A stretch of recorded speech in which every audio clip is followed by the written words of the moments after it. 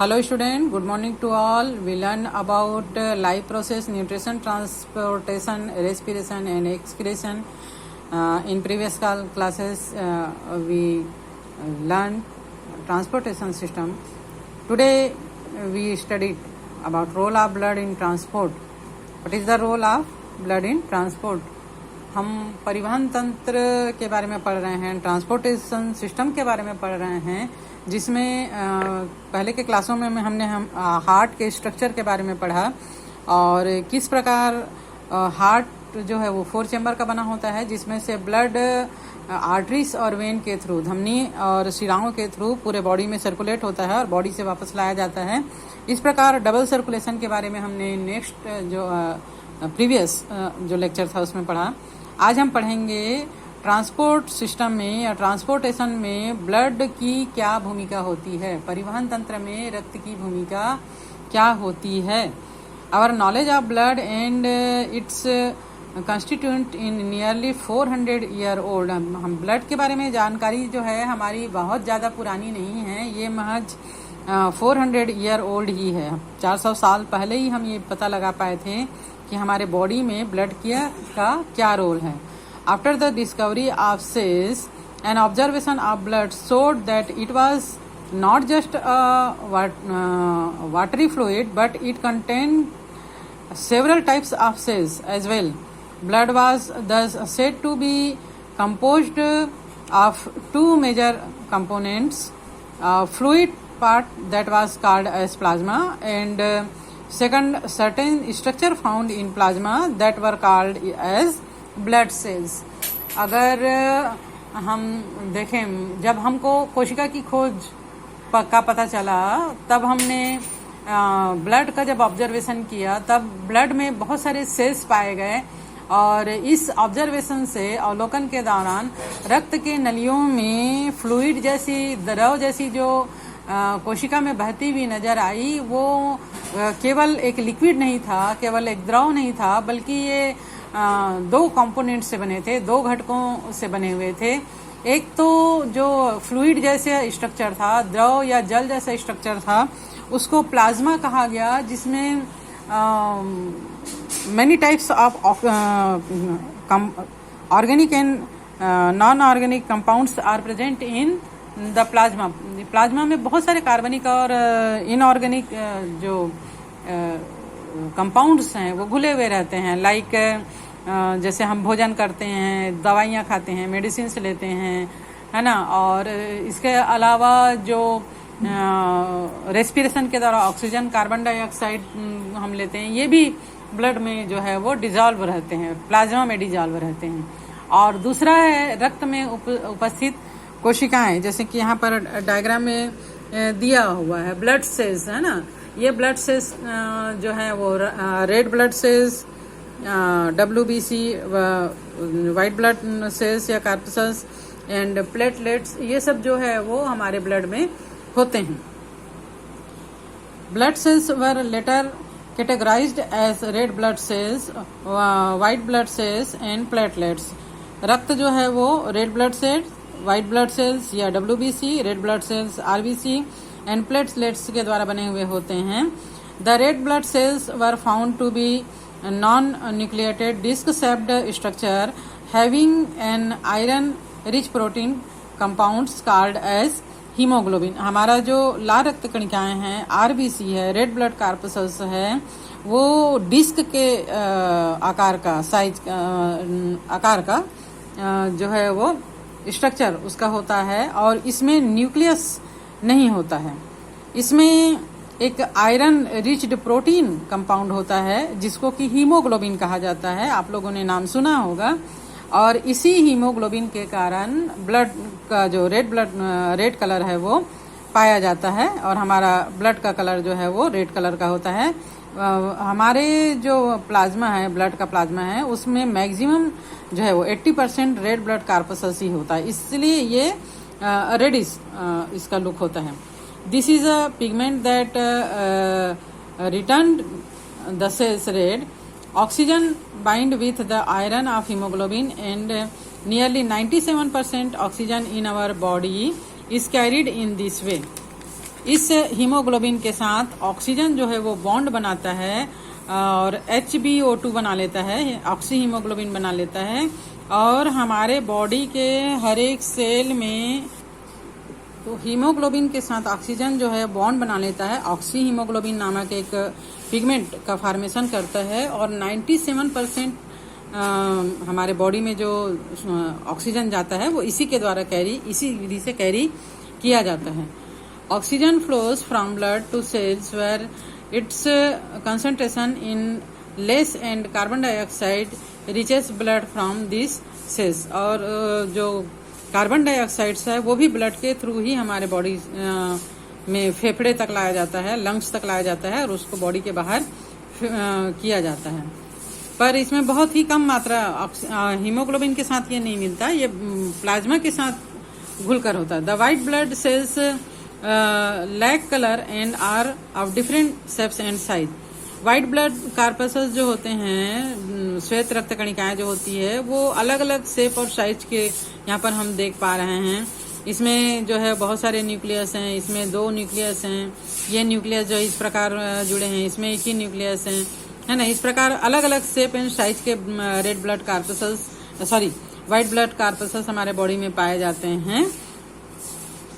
और our body is protected from several infections and disease due to this cells. इस cell के कारण हमारा जो बॉडी है वो बहुत सारे डिसीज, बहुत सारी बीमारियों से, बहुत सारे जो जर्म्स वगैरह होता है, इन्फेक्शन होता है, उससे ये हमारे बॉडी को सेव करके रखता है, प्रोटेक्ट करके रखता है।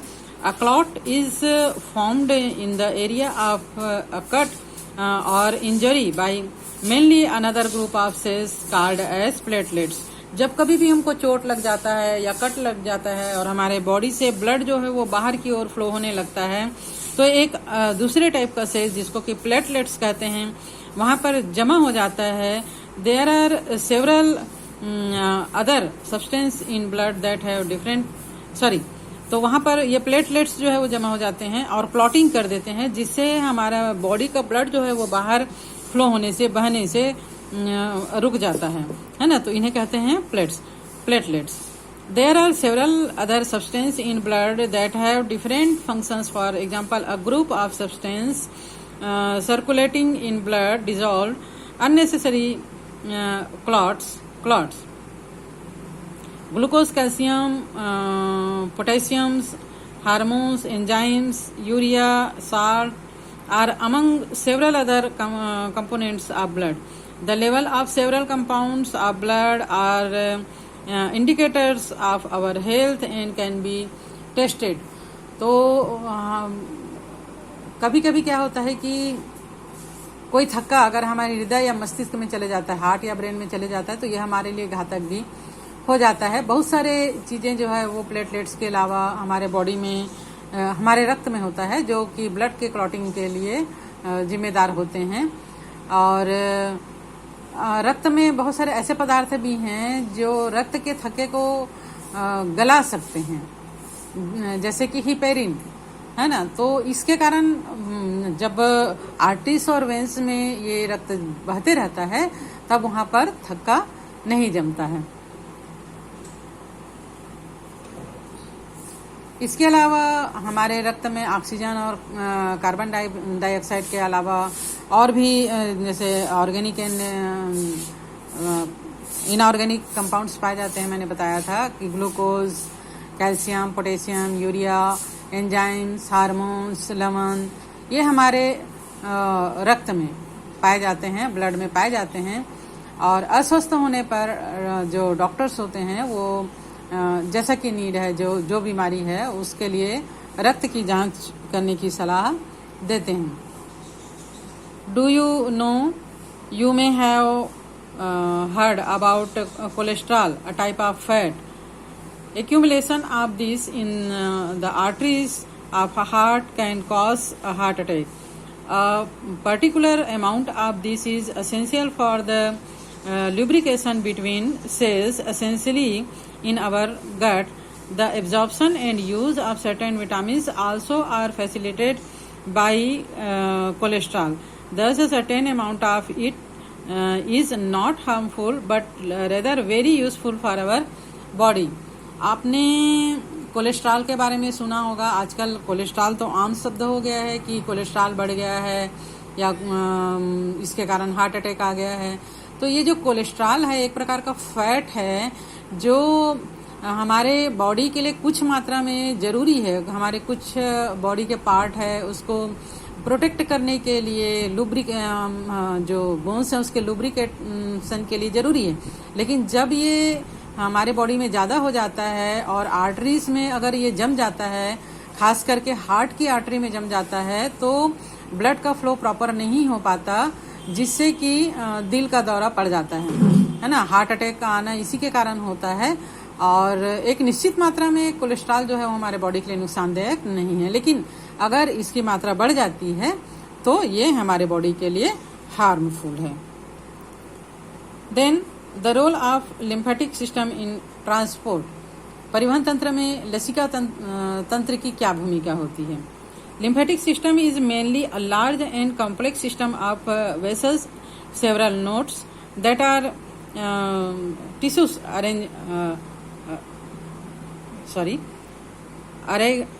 irrigated and certain organs. It is believed that the pressure in blood vessels cause some plasma to drain out of blood vessels.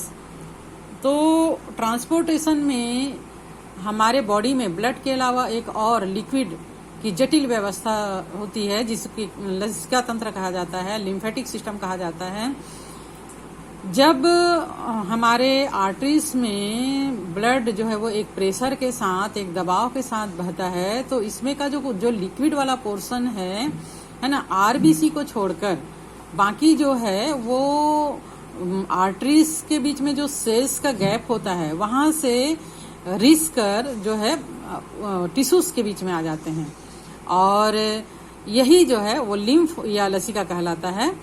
ये कलरलेस होता है, रंगहीन होता है, और इसमें प्रोटीन की मात्रा कम होती है। एक प्रकार का लिक्विड है। तब ये ब्लड वेसल्स में की तरह ये भी वेसल्स में ही बहते हैं।